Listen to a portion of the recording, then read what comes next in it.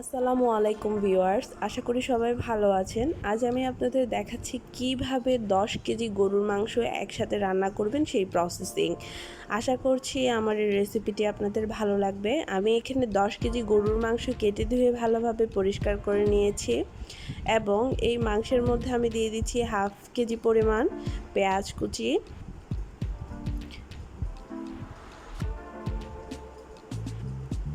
এরপর আমি এখানে দিয়ে দিচ্ছি 1 কাপ পরিমাণ নারকেল বাটা আর হাফ কাপ পরিমাণ বাদাম বাটা। আমি এগুলো ব্লেন্ডারে ব্লেন্ড করে নিয়েছি, আপনারা চাইলে শিলপাটায় পিষে নিতে পারেন। উপকরণগুলো আমি দিয়ে দিলাম। দিয়ে দিচ্ছি এখানে 1 কাপ পরিমাণ ধনিয়ার গুঁড়া, 1 কাপ পরিমাণ জিরার গুঁড়া, এখানে আছে আদা রসুন পেস্ট আপনার 2 কাপ। আপনারা চাইলে এখানে 1 কাপ পরিমাণ আদা আর 1 কাপ পরিমাণ রসুন এইভাবে ইউজ করতে পারেন।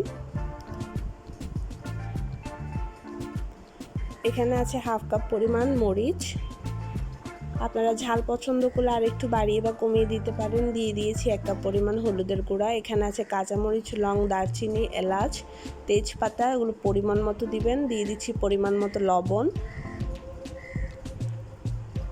এখানে আমি দিয়ে দিচ্ছি সয়াবিন তেল হাফ লিটার পরিমাণ। আপনাদের গরুর চর্বি যদি বেশি থাকে মাংসের মধ্যে তাহলে আপনারা আর একটু কমিয়ে দেবেন, আর যদি চর্বির পরিমাণ একেবারে না থাকে তাহলে আপনারা এই পরিমাণ অর্থাৎ হাফ লিটার পুরোটা দিয়ে দিবেন। এবার আমি খুব ভালোভাবে মশলাগুলো মাংসের সাথে মেখে নিচ্ছি। একটু সময় নিয়ে ধৈর্য ধরে খুব ভালোভাবে মাংসের সাথে মশলাগুলো মাখিয়ে নেবেন, তাড়াহুড়া করবেন না। এতে করে কী হবে, মাংসের ভিতরে মশলাগুলো ঢুকে যাবে, খুব ভালোভাবে রান্না হবে, খেতে খুব ভালো লাগবে। যেহেতু এই রান্নার পুরো প্রসেসিংটাতে আমি মানে কষিয়ে রান্না করছি না, মাংসটা আমি এইভাবে হাত দিয়ে হাতে মেখে রান্না করছি, তাই আপনারা খেয়াল করে এইভাবে একটু ভালোভাবে যত্ন সহকারে মেখে নেবেন। প্রত্যেকটা মাংসের গায়ে গায়ে যেন মশলাগুলো লাগে। আমার মাখানো শেষ। এখানে আমি 2 কাপ পরিমাণ পানি দিয়ে দিলাম। এই পানিটাই আমি দিয়ে দিচ্ছি, এরপরে আমি আর কোনো পানি অ্যাড করব না। এবার আমি চুলায় বসিয়ে দিচ্ছি পাতিলটা। চুলায় বসিয়ে দিলাম। 15 মিনিট পর আমি আপনাদেরকে দেখাচ্ছি যে মাংসের কী অবস্থা। দেখুন মাংসটা ফুটে উঠেছে এইভাবে। এবার আমি হাত দিয়ে নেড়ে দিচ্ছি, খুব ভালো মতো নেড়ে মিশিয়ে নেবেন। এই পুরো মাংসের রান্নায় কিন্তু আমি একটু পানি ইউজ করব না। এই মাংস থেকে যে পানিটা বের হবে ওই পানিটা দিয়ে এই মাংস রান্নাটা কিন্তু খুব সুন্দর হয়ে যাবে।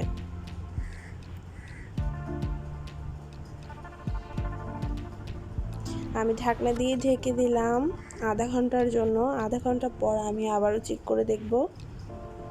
আধা ঘন্টা পর ফিরে আসলাম। দেখুন আমার মাংসের অবস্থা, মাংসটা অনেকটাই হয়ে আসছে। খুব ভালোভাবে নেড়ে চেড়ে আবারও আমি মিশিয়ে নিচ্ছি। খুব ভালো মতো নাড়তে হবে, এই কারণে যেহেতু আমরা বাদাম বাটা এবং নারকেল বাটা ইউজ করছি, এগুলো সাধারণত দেখা যায় যে না নাড়লে এই নিচের জায়গাটা মশলাগুলো পুড়ে যায়, আর পোড়া পোড়া গন্ধ হয়ে গেলে তখন কিন্তু পুরো মাংসের স্বাদটাই নষ্ট হয়ে যায়, খেতে ভালো লাগে না।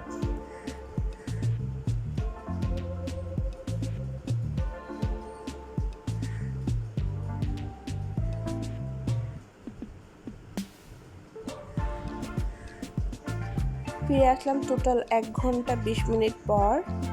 আমার মাংসের কালারটা দেখতেই পাচ্ছেন কতটা চেঞ্জ হয়েছে। মাংসটাও কিন্তু খুবই নরম সফট হয়ে গিয়েছে। আমি এর মধ্যে দিয়ে দিচ্ছি 1 টেবিল চামচ পরিমাণ গরম মশলা। নামানোর ঠিক আগ মুহূর্তে যদি আপনারা গরম মশলাটা ইউজ করেন তাহলে মাংসের স্বাদ এবং ফ্লেভার দুটোই কিন্তু খুব ভালো হয়ে যায়, খুব বেড়ে যায়। এই পর্যায়ে আমি হালকা একটু নেড়ে চেড়ে চুলাটা বন্ধ করে আমি পাতিলটা নামিয়ে নিব।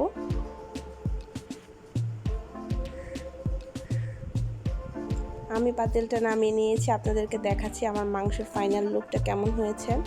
আশা করছি আমার এই রেসিপিটি আপনাদের ভালো লেগেছে। সবাই ভালো থাকবেন, সুস্থ থাকবেন, আমারও আমার পরিবারের জন্য দোয়া করবেন। এইভাবে অবশ্যই ট্রাই করে দেখবেন, আশা করছি আপনাদের উপকারে আসবে। আল্লাহ হাফেজ।